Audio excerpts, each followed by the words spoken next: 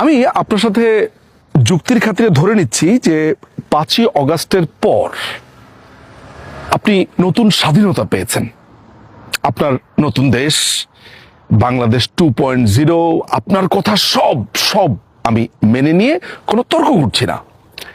এখন আপনার এই স্বাধীন দেশে আপনাকে আমি একটা প্রশ্ন করতে চাই, সেটা হচ্ছে যে আচ্ছা, এই যে ইউনূস ইংল্যান্ডে আসলো আপনাদেরকে ঘোল খাইয়ে দিয়ে, সে প্রথমে দাবি করেছে যে ইংল্যান্ডের সফরটি একটি সরকারি সফর।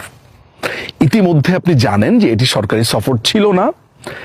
এই যে বাংলাদেশ থেকে সে দলবল লটবহন নিয়ে ইংল্যান্ডে গেল, এই খরচটা তো ইংল্যান্ড সরকারের দেওয়ার কথা ছিল যদি সরকারি সফর হয়ে থাকতো, অর্থাৎ ইংল্যান্ড দাওয়াত দিয়ে থাকতো।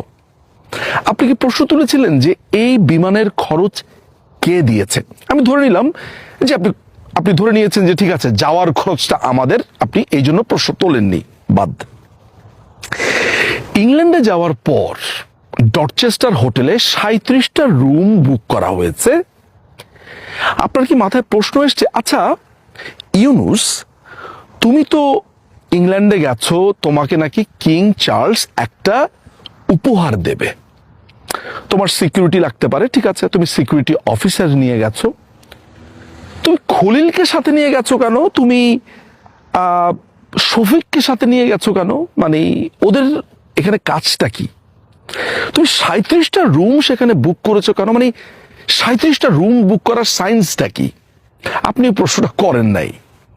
আমরা দেখতে পেয়েছি ডরচেস্টার হোটেলে সেখানে বিল এসেছে 3.5 কোটি টাকার মতো, আরো বেশি, 3.5 কোটি বা তার বেশি, পাউন্ডে হিসাব করলে সেটা এসেছে, যেহেতু পাউন্ডের রেট তারতম্য হয়।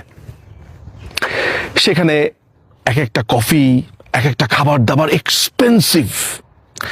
সেইখানে বাংলাদেশ হাই কমিশন, অর্থাৎ ইংল্যান্ডের বাংলাদেশ হাই কমিশনের কর্মকর্তাদের জন্য হোটেল রুম বুক করা হয়েছে।